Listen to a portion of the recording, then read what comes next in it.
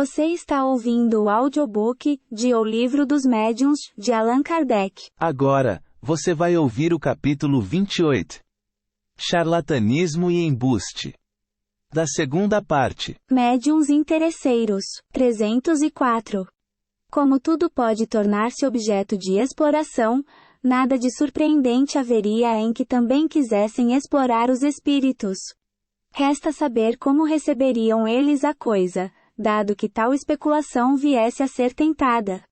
Diremos desde logo, que nada se prestaria melhor ao charlatanismo e à trapaça, do que semelhante ofício. Muito mais numerosos do que os falsos sonâmbulos, que já se conhecem, seriam os falsos médiuns, e este simples fato constituiria fundado motivo de desconfiança. O desinteresse, ao contrário, é a mais peremptória resposta que se pode dar aos que nos fenômenos só veem trampolinices. Não há charlatanismo desinteressado. Qual, pois, o fim que objetivariam os que usassem de embuste sem proveito, sobretudo quando a honorabilidade os colocasse acima de toda suspeita?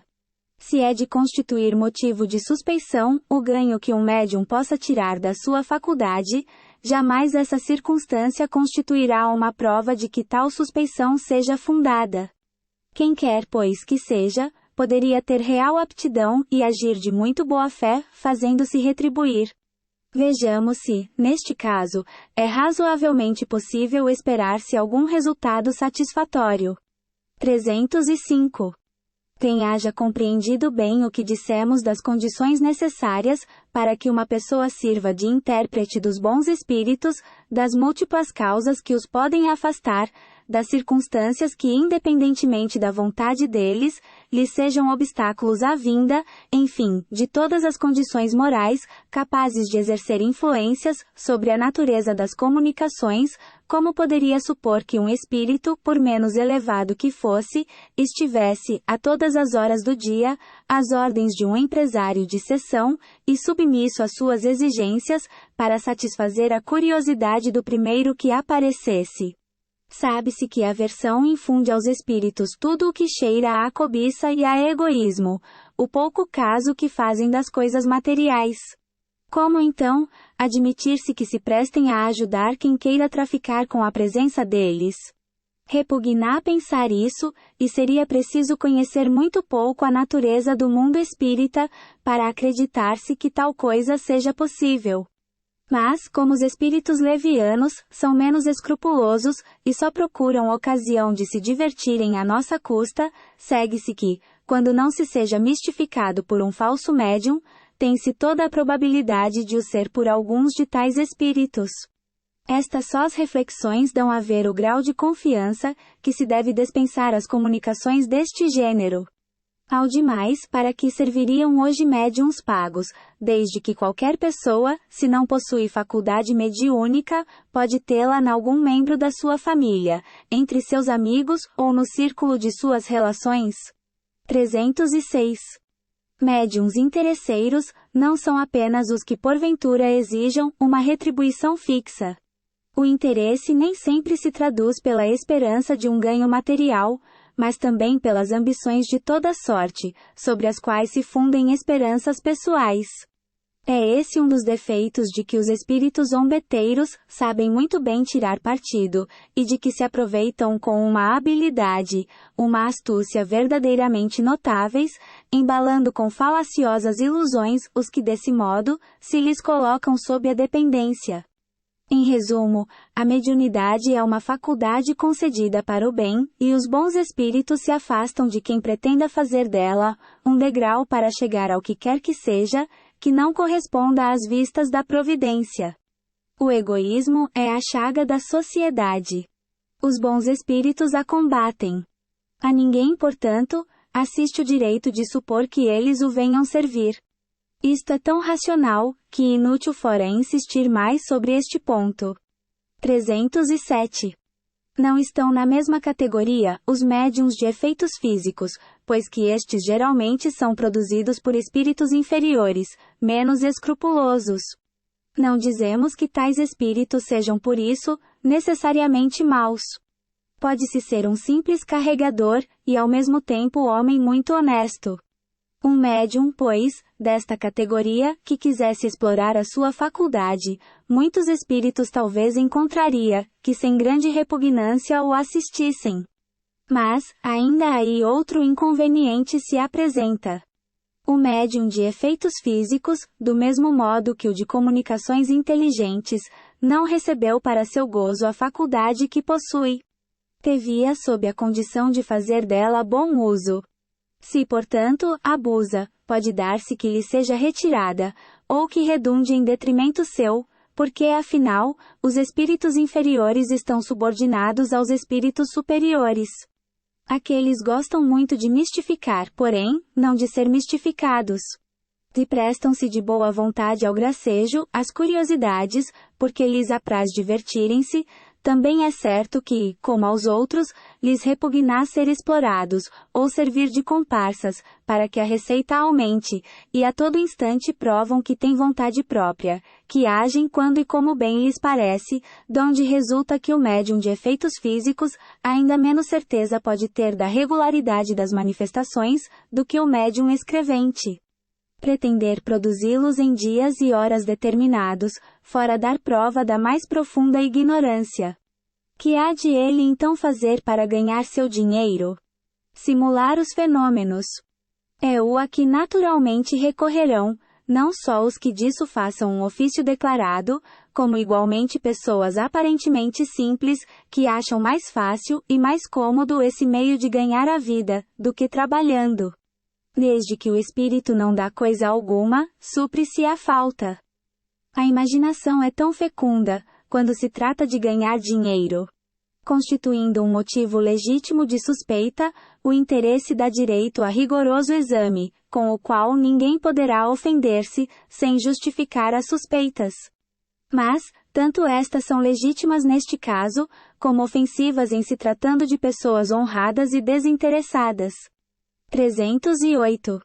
A faculdade mediúnica, mesmo restrita às manifestações físicas, não foi dada ao homem para ostentá-la nos teatros de feira, e quem quer que pretenda ter às suas ordens os espíritos para exibir em público, está no caso de ser, com justiça, suspeitado de charlatanismo, ou de mais ou menos hábil prestidigitação.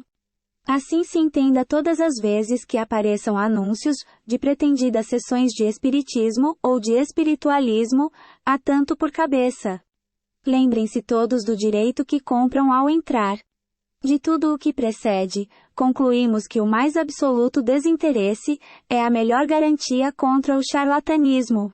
Se ele nem sempre assegura a excelência das comunicações inteligentes, priva, contudo, os maus espíritos, de um poderoso meio de ação, e fecha a boca a certos detratores. 309. Resta o que se poderia chamar as tramóias do amador, isto é, as fraudes inocentes de alguns gracejadores de mau gosto. Podem sem dúvida ser praticadas à guisa de passatempo, em reuniões levianas e frívolas, porém, jamais em assembleias sérias, onde só se admitam pessoas sérias. Aliás, a quem quer que seja é possível dar-se a si mesmo o prazer de uma mistificação momentânea. Mas seria preciso que uma pessoa fosse dotada de singular paciência, para representar esse papel por meses e anos, e de cada vez, durante horas consecutivas. Só um interesse qualquer facultaria essa perseverança, mas o interesse, repetímo-lo, dá lugar a que se suspeite de tudo. 310. Dir-se-á talvez que um médium que consagra todo o seu tempo ao público, no interesse da causa, não o pode fazer de graça, porque tem que viver. Mas, é no interesse da causa, ou no seu próprio que ele o emprega. Não será antes porque vê nisso um ofício lucrativo. A tal preço sempre haverá gente dedicada. Não tem então ao seu dispor senão essa indústria? Não esqueçamos que os espíritos, seja qual for a sua superioridade ou inferioridade, são as almas dos mortos, e que quando a moral e a religião prescrevem como um dever que se lhes respeitem os restos mortais, maior é ainda a obrigação para todos, de lhes respeitarem o espírito. Que diriam daquele que, para ganhar dinheiro, tirasse um corpo do túmulo, e o exibisse por ser esse corpo de natureza a provocar a curiosidade? Será menos desrespeitoso do que exibir o corpo, exibir o espírito, sob pretexto de que é curioso ver-se como age um espírito. E note-se que o preço dos lugares será na razão direta do que ele faça e do atrativo do espetáculo. Certamente, embora houvesse sido um comediante em vida, ele não suspeitaria que, depois de morto, encontraria um empresário que, em seu proveito exclusivo, o fizesse representar de graça. Cumpre não olvidar que as manifestações físicas, tanto quanto as inteligentes, Deus só as permite para nossa instrução. 311. Postas de parte estas considerações morais, de nenhum modo contestamos a possibilidade de haver médiuns interesseiros, se bem que honrados e conscienciosos, porquanto há gente honesta em todos os ofícios. Apenas falamos do abuso. Mas é preciso convir, pelos motivos que expusemos, em que mais razão há para o abuso entre os médiuns retribuídos, do que entre os que, considerando uma graça a faculdade mediúnica, não a utilizam, senão para prestar serviço. O grau da confiança ou desconfiança que se deve dispensar a um médium retribuído, depende antes de tudo, da estima que infundam seu caráter e sua moralidade, além das circunstâncias. O médium que, com um fim eminentemente sério e útil, se achasse impedido de empregar o seu tempo de outra maneira, e em consequência, se visse exonerado, não deve ser confundido com o médium especulador, com aquele que, premeditadamente, faça da sua mediunidade uma indústria. Conforme o motivo e o fim, podem, pois, os espíritos condenar, absolver, e até auxiliar. Eles julgam mais a intenção do que o fato material. 312. Não estão no mesmo caso, os sonâmbulos que empregam sua faculdade de modo lucrativo. Conquanto essa exploração esteja sujeita a abusos, e o desinteresse constitua a maior garantia de sinceridade, a posição é diferente, tendo-se em vista que são seus próprios espíritos que agem. Estes, por conseguinte, lhes estão sempre à disposição, e em realidade, eles só exploram a si mesmos, porque lhes assiste o direito de disporem de suas pessoas como o entenderem, ao passo que os médiuns especuladores exploram as almas dos mortos. Veja-se número 172. Médiuns sonambúlicos, 313. Não ignoramos que a nossa severidade para com os médiuns interesseiros levanta contra nós todos os que exploram, ou se veem tentados a explorar essa nova indústria, fazendo-os, bem como de seus amigos, que naturalmente lhes exposam a opinião, encarniçados inimigos nossos.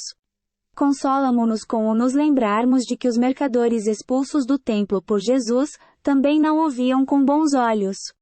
Temos igualmente contra nós, os que não consideram a coisa com a mesma gravidade. Entretanto, julgamo-nos no direito de ter uma opinião e de a emitir. A ninguém obrigamos que a adote. Se uma imensa maioria a esposou, é que aparentemente a acharam justa, porquanto, não vemos com efeito, como se provaria que não há mais facilidade de se encontrarem a fraude e os abusos na especulação, do que no desinteresse. Quanto a nós, se os nossos escritos hão contribuído para desacreditar, assim na França, como em outros países, a mediunidade interesseira, entendemos que esse não será dos menores serviços que tenhamos prestado ao espiritismo sério. Ponto. Fraudes espíritas. 314. Os que não admitem a realidade das manifestações físicas, geralmente atribuem à fraude os efeitos produzidos. Fundam-se em que os prestidigitadores hábeis fazem coisas que parecem prodígios, para quem não lhes conhece os segredos. Donde concluem que os médiuns não passam de escamoteadores. Já refutamos este argumento, ou antes, esta opinião, notadamente nos nossos artigos sobre o Sr. Home e nos números da revista de janeiro e fevereiro de 1858. Aqui, pois, não diremos mais do que algumas palavras, antes de falarmos de coisa mais séria. Há, em suma, uma consideração que não escapará a quem quer que reflita um pouco. Existem sem dúvida prestidigitadores de prodigiosa habilidade, mas são raros.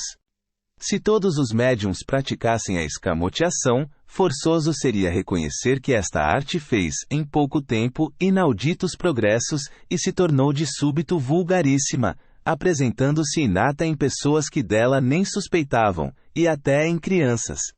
Do fato de haver charlatães que preconizam drogas nas praças públicas, mesmo de haver médicos que, sem irem à praça pública, iludem a confiança dos seus clientes, seguir-se-á que todos os médicos são charlatães, e que a classe médica haja perdido a consideração que merece. De haver indivíduos que vendem tintura por vinho, segue-se que todos os negociantes de vinho são falsificadores, e que não há vinho puro? De tudo se abusa, mesmo das coisas mais respeitáveis, e bem se pode dizer que também a fraude tem o seu gênio. Mas a fraude sempre visa a um fim, a um interesse material qualquer. Onde nada haja a ganhar, nenhum interesse há em enganar. Por isso foi que dissemos, falando dos médiuns mercenários, que a melhor de todas as garantias é o desinteresse absoluto. 315. De todos os fenômenos espíritas, os que mais se prestam à fraude são os fenômenos físicos, por motivos que convém considerar. Primeiramente, porque impressionam mais a vista do que a inteligência, são, para prestidigitação, os mais facilmente imitáveis. Em segundo lugar, porque, despertando mais do que os outros, a curiosidade, são mais apropriados a atrair as multidões. São, por conseguinte, os mais produtivos. Desse duplo ponto de vista, portanto, os charlatães têm todo o interesse em simular as manifestações desta espécie. Os espectadores, na sua maioria estranhos à ciência, acorrem, geralmente, em busca muito mais de uma distração do que de instrução séria, e é sabido que se paga melhor o que diverte do que o que instrui. Porém, posto isto de lado, outro motivo há, não menos peremptório. Se a prestidigitação pode imitar efeitos materiais, para o que só de destreza se há mister, não lhe conhecemos todavia, até o presente, o dom de improvisação, que exige uma dose pouco vulgar de inteligência, nem o produzir esses belos e sublimes ditados, frequentemente tão cheios de propósitos, com que os espíritos matizam suas comunicações. Isto nos faz lembrar o fato seguinte. Certo dia, um homem de letras bastante conhecido veio ter conosco, e nos disse que era muito bom médium escrevente intuitivo, e que se punha à disposição da sociedade espírita.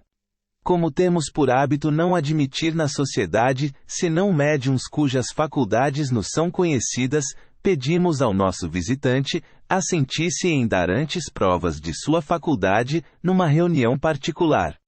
Ele efetivamente compareceu a esta, na qual muitos médiuns experimentados deram ou dissertações, ou respostas de notável precisão, sobre questões propostas e assuntos que lhes eram desconhecidos. Quando chegou a vez daquele senhor, ele escreveu algumas palavras insignificantes, disse que nesse dia estava indisposto e nunca mais o vimos. Achou sem dúvida que o papel de médium de efeitos inteligentes é mais difícil de representar do que o supusera. 316. Em tudo, as pessoas mais facilmente enganáveis são as que não pertencem ao ofício. O mesmo se dá com o espiritismo. As que não o conhecem se deixam facilmente iludir pelas aparências, ao passo que um prévio estudo atento as inicia, não só nas causas dos fenômenos, como também nas condições normais em que eles costumam produzir-se, e lhes ministra, assim, os meios de descobrirem a fraude, se existir. 317. Os médiuns trapaceiros são estigmatizados, como merecem, na seguinte carta que publicamos na revista do mês de agosto de 1861. Paris, 21 de julho de 1861. Senhor, pode-se estar em desacordo sobre certos pontos, e de perfeito acordo sobre outros. Acabo de ler a página 213, do último número do vosso jornal, algumas reflexões acerca da fraude em matéria de experiências espiritualistas, ou espíritas, reflexões a que tenho a satisfação de me associar com todas as minhas forças. Aí quaisquer dissidências a propósito de teorias e doutrinas, desaparecem como por encanto. Não sou talvez tão severo quanto o sois, com relação aos médiuns que, sob forma digna e decente, aceitam uma paga, como indenização do tempo que consagram a experiências muitas vezes longas e fatigantes.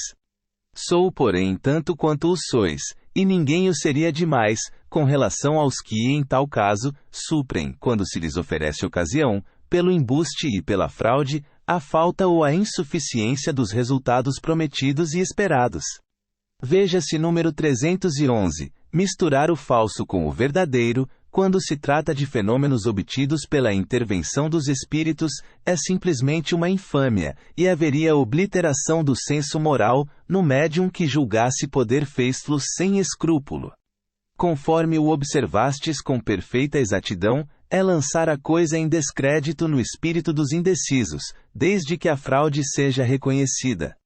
Acrescentarei que é comprometer do modo mais deplorável os homens honrados, que prestam aos médiuns o apoio desinteressado de seus conhecimentos e de suas luzes, que se constituem fiadores da boa-fé que neles deve existir e os patrocinam de alguma forma. E cometer para com eles uma verdadeira prevaricação. Todo médium que fosse apanhado em manejos fraudulentos. Que fosse apanhado, para me servir de uma expressão um tanto trivial, com a boca na botija, mereceria ser proscrito por todos os espiritualistas ou espíritas do mundo, para os quais constituiria rigoroso dever desmascará-los ou infamá-los. Se vos convier, Senhor, inserir estas breves linhas no vosso jornal, ficam elas à vossa disposição. Aceitai, etc. Matheus 318. A imitação de todos os fenômenos espíritas não é igualmente fácil. Alguns há que evidentemente desafiam a habilidade da prestidigitação. Tais, notadamente, o movimento dos objetos sem contato, a suspensão dos corpos pesados no ar, as pancadas de diferentes lados, as aparições, etc. Salvo o emprego das tramóias e do compadrio. Por isso dizemos que o que necessário se faz em tal caso, é observar atentamente as circunstâncias, e sobretudo, ter muito em conta o caráter e a posição das pessoas, o objetivo e o interesse que possam ter em enganar. Essa é a melhor de todas as fiscalizações, porquanto circunstâncias há que fazem desaparecer todos os motivos de suspeita. Julgamos, pois, em princípio, que se deve desconfiar de quem quer que faça desses fenômenos um espetáculo, ou objeto de curiosidade e de divertimento, e que pretenda produzi-los à sua vontade e da maneira exigida, conforme já explicamos. Nunca será demais repetir que as inteligências ocultas que se nos manifestam, têm suas susceptibilidades, e fazem questão de nos provar que também gozam de livre-arbítrio, e não se submetem aos nossos caprichos. Número 38. Será suficiente assinalemos alguns subterfúgios, que costumam empregar-se, ou que o podem ser em certos casos, para premunirmos contra a fraude os observadores de boa-fé. Quanto aos que se obstinam em julgar, sem aprofundarem as coisas, fora tempo perdido procurar desiludi-los. 319. Um dos fenômenos mais comuns é o das pancadas no interior mesmo da substância da madeira, com ou sem movimento da mesa, ou do objeto de que se faça uso. Esse efeito é um dos mais fáceis de ser imitado, quer pelo contato dos pés, quer provocando-se pequenos estalidos no móvel. Há, porém, uma artimanhazinha especial, que convém desvendar. Basta que uma pessoa coloque as duas mãos espalmadas sobre a mesa, e tão aproximadas, que as unhas dos polegares se apoiem fortemente uma contra a outra. Então, por meio de um movimento muscular inteiramente imperceptível, produz-se nelas um atrito que dá um ruído seco, apresentando grande analogia com o da tipitologia íntima. Esse ruído repercute na madeira e produz completa ilusão. Nada mais fácil do que fazer que se ouçam tantas pancadas quantas se queiram, o rufo do tambor, etc. Do que responder a certas perguntas, por um sim ou um não, por números, ou mesmo pela indicação das letras do alfabeto. Estando-se prevenido, é muito simples o modo de descobrir a fraude. Ela se torna impossível, desde que as mãos sejam afastadas uma da outra e desde que se tenha a certeza de que nenhum outro contato poderá produzir o ruído. Além disso, as pancadas reais apresentam esta característica. Mudam de lugar e de timbre, à vontade, o que não pode dar-se quando devidas à causa que assinalamos, ou a qualquer outra análoga. Assim é que deixam a mesa para se fazerem ouvir noutro móvel qualquer, com o qual ninguém se acha em contato, nas paredes, no forro, etc. E respondem a questões não previstas. Veja-se o número 41.320. A escrita direta ainda é mais facilmente imitável. Sem falar dos agentes químicos bem conhecidos, para fazerem que em dado tempo a escrita apareça no papel branco, o que se consegue impedir com as mais vulgares precauções, pode acontecer que, por meio de hábil escamoteação, se substitua um papel por outro. Pode dar-se também que aquele que queira fraudar tenha a arte de desviar as atenções, enquanto escreva com destreza algumas palavras. Alguém nos disse ter visto uma pessoa escrever assim, com um pedaço de ponta de lápis, escondido debaixo da unha. 321. O fenômeno do trazimento de objetos, de fora para o lugar onde se efetua a reunião, não se presta menos à trapaça, e facilmente se pode ser enganado por um escamoteador mais ou menos destro, sem que haja se trate de um prestidigitador profissional. No parágrafo especial que acima inserimos, número 96, os próprios espíritos determinaram as condições excepcionais em que ele se produz, donde lícito é concluir-se que a sua obtenção facultativa e fácil, deve, quando nada, ser tida por suspeita. A escrita direta está no mesmo caso. 322. No capítulo dos médiuns especiais, mencionamos, segundo os espíritos, as aptidões mediúnicas comuns e as que são raras. Cumpre, pois, desconfiar dos médiuns que pretendam possuir estas últimas com muita facilidade, ou que ambicionem dispor de múltiplas faculdades, pretensão que só muito raramente se justifica. 323. As manifestações inteligentes são, conforme as circunstâncias, as que oferecem mais garantias. Entretanto, nem mesmo essas escapam à imitação, pelo menos no que toca às comunicações banais e vulgares.